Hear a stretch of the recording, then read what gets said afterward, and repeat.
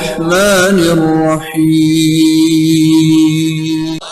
80 جنگوں میں اللہ نے مدد کی ہے، لہذا 80 کی تعداد کو قرآن کی زبان میں کثیر کہا جاتا ہے۔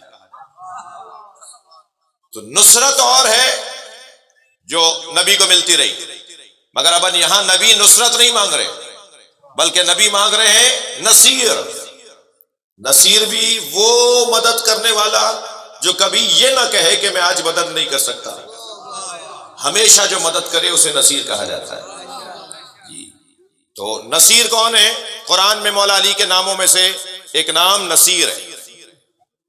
مولا علی کے قرآن میں 10 نام آئے جس میں سے ایک نام نصیر ہے، ایسا مدد کرنے والا جو کبھی یہ نہ کہے کہ میں مدد نہیں کر سکتا، ہمیشہ جو مدد کرتا رہے۔ بلکہ سنگین بات کر دوں، نواب شاہ کا مجمع اگر متحمل ہے تو ایک صلوات اور پڑھ لیں نبی کی ذات میں۔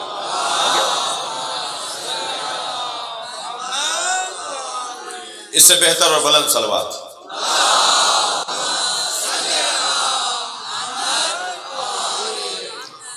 بھئی توجہ ہے آپ کی؟ بات آگے بڑھے جی۔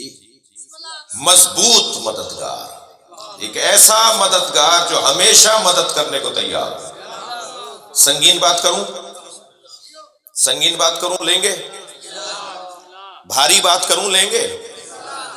ہر زمانے میں جو نبیوں کی مدد کرنے آیا ہو اسے علی کہا جاتا ہے۔ ہر زمانے میں جو نبیوں کی مدد کرنے آیا ہو، کبھی اچھا دلیل کیا ہے بھائی؟ کیونکہ ہم پر ایک الزام ہے کہ یہ غلو کرتے ہیں، یہ مولا علی کو آگے بڑھا دیتے ہیں۔ آگے یا پیچھے تو وہ بڑھائے گا جسے حدوں کا پتہ ہو۔ ہمارا کام آگے بڑھانا پیچھے ہٹانا نہیں ہے، ہم تو جو بات کریں گے قرآن سے یا حدیث سے کریں گے۔ اتنی ضرور ہماری کمزوری ہے کہ جہاں ہمیں مولا علی کا نام سننے کو ملتا ہے وہ گھر ہمیں اپنا لگتا ہے، وہ بندہ ہمیں اپنا لگتا ہے۔ یہ ہماری کمزوری ہے۔ اور ایک عجیب بات یہ ہے اور حسن اتفاق یہ ہے کہ میں سندھ کے ایک مشہور شہر کے اندر مجلس پڑھ رہا ہوں، اور سندھیوں کی یہ خوبی ہے کہ سندھ کا تو ہندو بھی عالی مدد بولتا ہے، اور سندھ کا تو سنی بھی مولائی ہے جی۔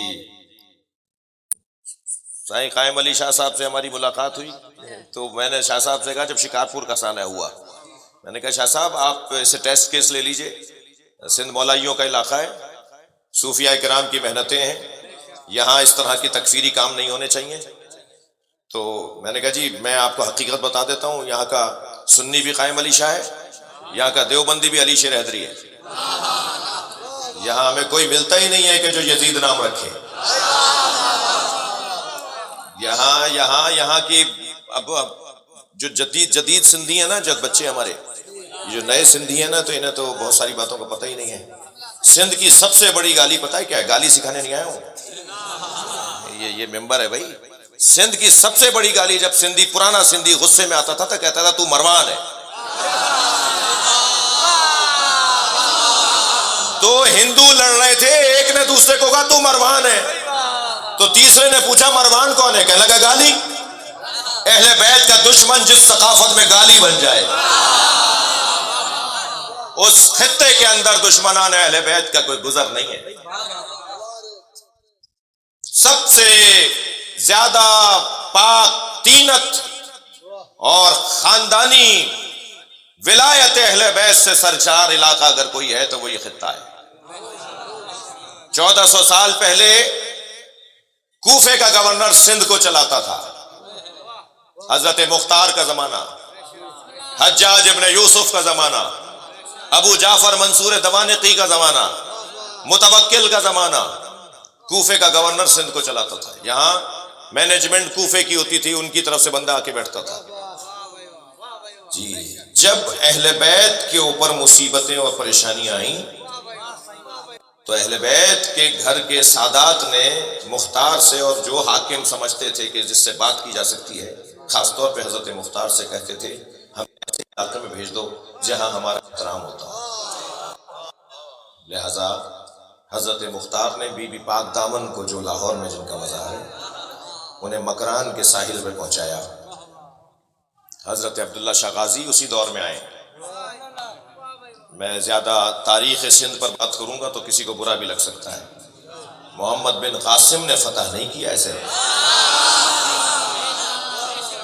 تاریخ کو ٹھیک کرنے کی ضرورت ہے. جی سندھ کو فتح کیا ہے. اچھا فتح کہتے کسے ہیں؟ حکومت بنانے کو فتح مندی کہتے ہیں. سندھ کو فتح کیا ہے حضرت عبداللہ شاہ غازی نے. سردار بنے بیٹھے ہیں آج بھی, صدارت کر رہے ہیں سندھ کی. کراچی سندھ کا صدر مقام ہے. جی یہ خطہ ہی کچھ اور ہے. جس نے بھی سندھی ٹوپی ڈیزائن کی تھی نا, ڈھونڈنے سے مجھے کوئی سندھی ٹوپی پہنا ہوا نظر نہیں آ رہا. یہ جو خود سندھی نہیں ہے وہ سندھی ٹوپی پہنے بیٹھا ہے. جی مگر اچھی بات ہے. جی جس نے بھی سندھی ٹوپی ڈیزائن کی تھی نا, اس نے خیال رکھا تھا کہ کپڑے پہ سجدہ نہیں ہوتا.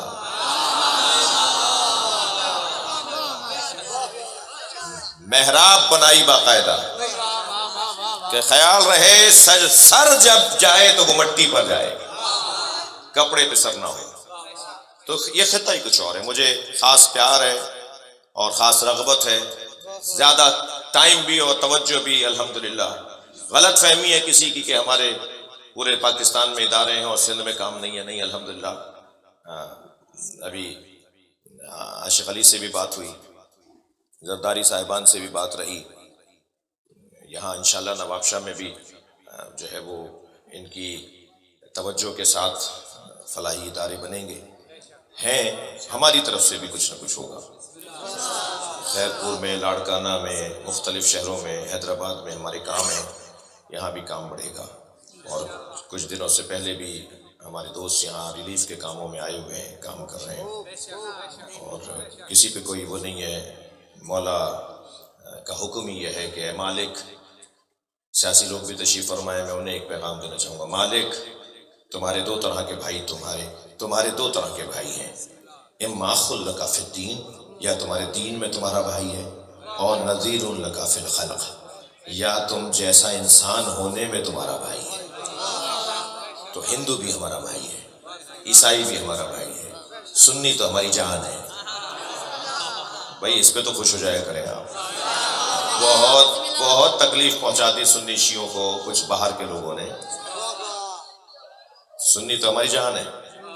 تو یا دین میں ہمارے بھائی ہیں یا انسان ہونے میں ہمارے بھائی ہیں. توجہ کر لیا آپ نے. تو گفتگو میں اپنی آگے بڑھا رہا ہوں اور وقت بہت ہو چکا اور میرے بعد نواخوانی بھی ہونی ہے. جلدی اپنے پیغام دینا چاہوں گا.